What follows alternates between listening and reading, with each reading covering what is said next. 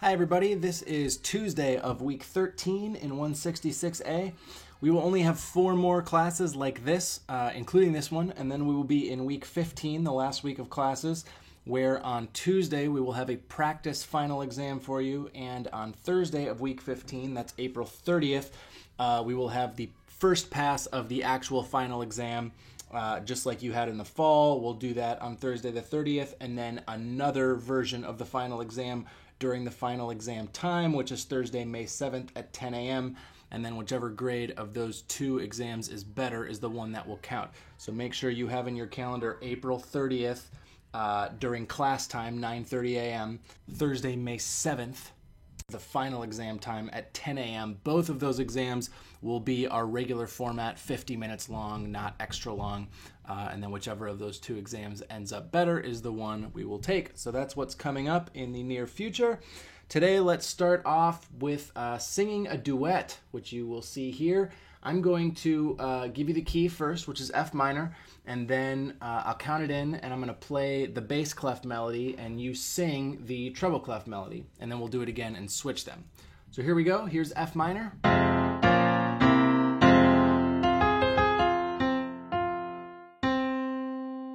Everybody starts on middle C. I'll count in 2 and 1 and then right there is the lower part coming in. Here we go.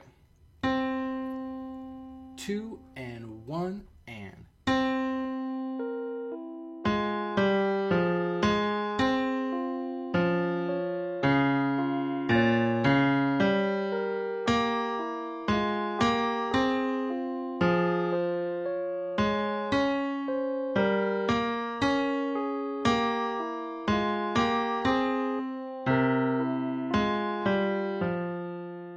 You might want to go back and do that again, singing the top line again if you have room for improvement.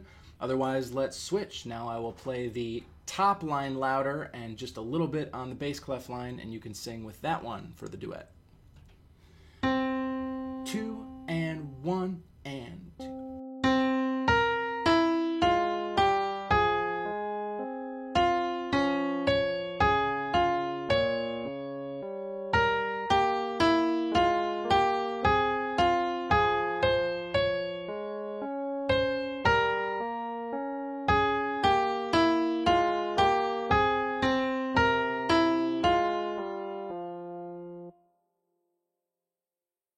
All right, same thing. Go back and do that as many times as you want.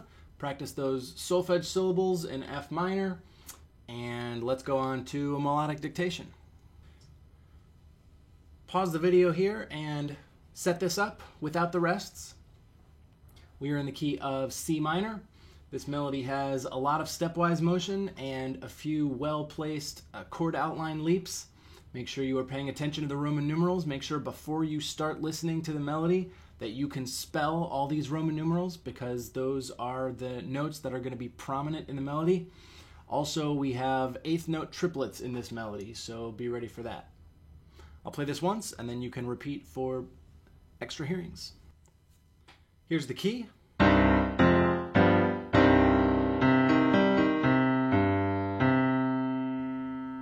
here we go in 4/4. 1 and 2 and 3 and 4 and.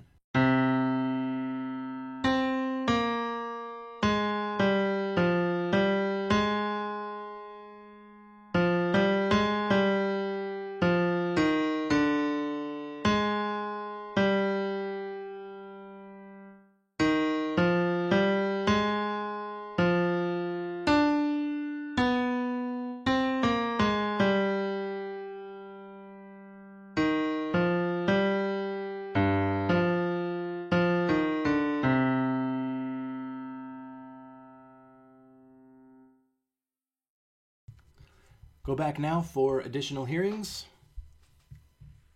And here come the answers. This is another one where it was probably good to get the rhythm first, especially figuring out where those triplets are placed.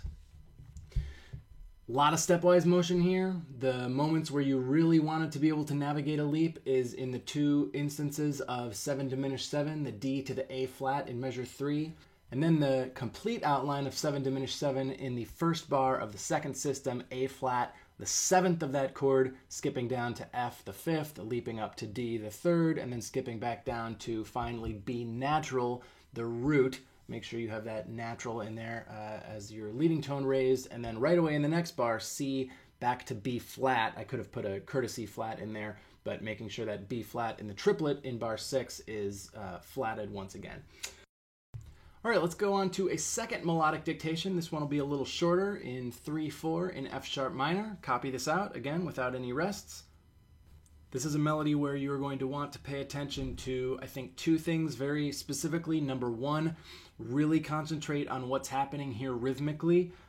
This is going to sound a little busier and a little more difficult when you first hear it, but on repeated listens you'll realize that there's a small rhythmic motive that's repeated a whole bunch of times. So once you figure out what that is, you're basically just copy pasting into each place where that goes and then figure out what the notes are. And then secondly, F sharp minor is a little tricky because the leading tone is E sharp, which on the piano we don't really associate as like a leading tone type of note. It just looks like F on the piano, right? So really think about how to spell the 5 chord in F sharp minor, how to spell 7 fully diminished 7 in F sharp minor. Make sure those spellings are kind of in the front of your brain before you start listening to this. Okay, here we go.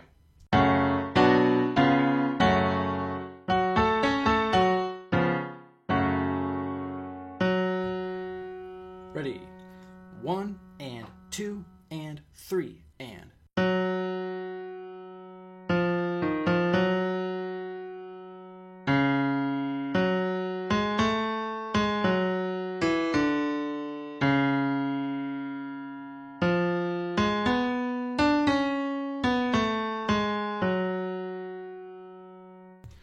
You can obviously go back and listen as many times as you want before you go on to the answers here. Just remember on the exams, you get melodic dictations 5 times. Okay, here come the answers. Right away in that first bar, did you get E sharp and D sharp as T and La? And then starting in the third bar, we got the dotted 8th, 16th rhythm, and that happens all throughout bar 3 and all throughout bar 5, and measure 5 especially. That rhythm combined with arpeggiating the 7 fully diminished 7, E sharp, G sharp, B, D, and then stepwise descent back to Do. We've talked about this before, but remember, one of the best ways to practice melodic dictation is to continue to practice singing. Those two skills feed each other, so the better you get at sight singing, the better your melodic dictations will get.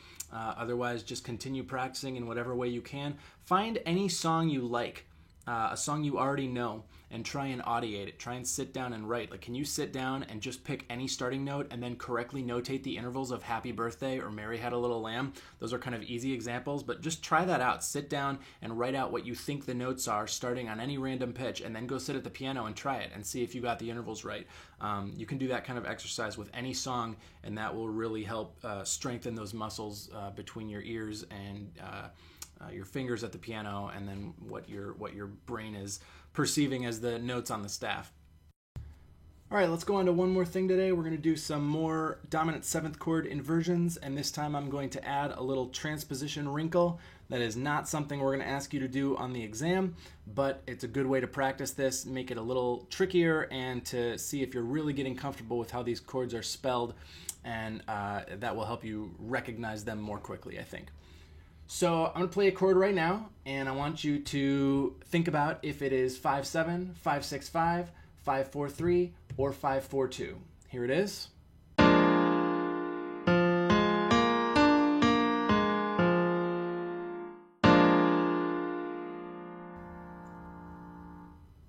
Okay, go back and listen again if you want to. Otherwise, I'm about to tell you that was 5-4-3.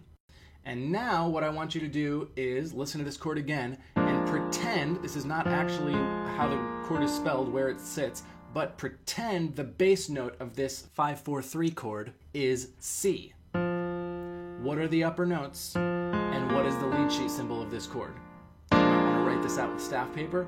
Again, I'm playing a 5-4-3 chord right now, and I want you to pretend that the bass note is C and tell me, if the bass note of this chord is C, what are the upper 3 notes, and what is the lead sheet symbol?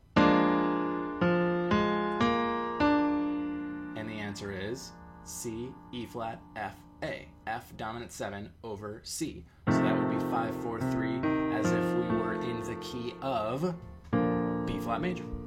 Let's do another one.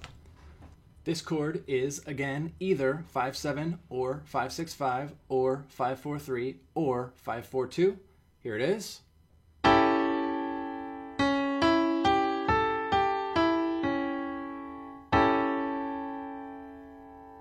And the answer is 5-6-5. You hear T in the bass, wants to resolve up to Do.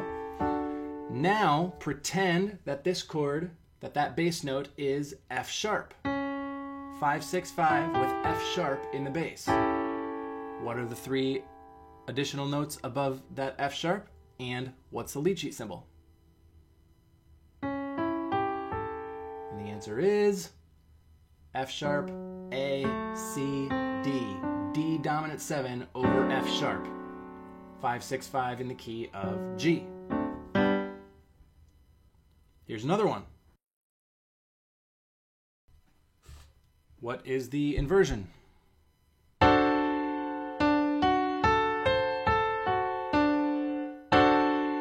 the answer is 5-7, root position. Now pretend the bass note is E.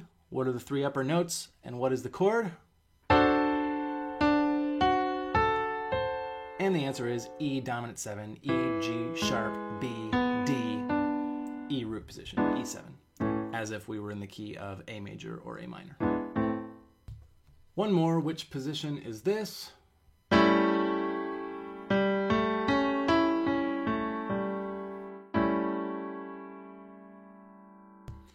And the answer is 5-4-2. The bass note here is the chordal 7th. It wants to drop, Fa to Mi. Now pretend that bass note is G flat. 5-4-2, and the bass note is G flat. What are the 3 upper notes? What is the lead sheet symbol?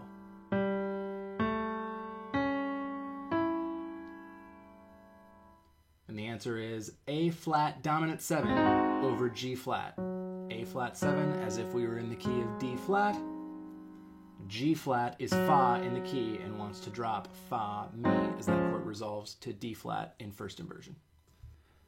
If you think that is helpful, great. You can practice this on your own by just sitting at the piano or with staff paper and spelling out a chord and then transposing it. Being able to spell these chords quickly is a great way to get better at being able to hear them quickly, because when you spell them, that means you are aware of what those intervals are, and if you play them when you spell them or sing them when you spell them, then you are getting the sound of those different inversions and the way they feel and hearing the tendencies of how they want to resolve, starting to solidify. And that's what we're going for. So let me know if you have any questions. That's all for today. I will see you next time.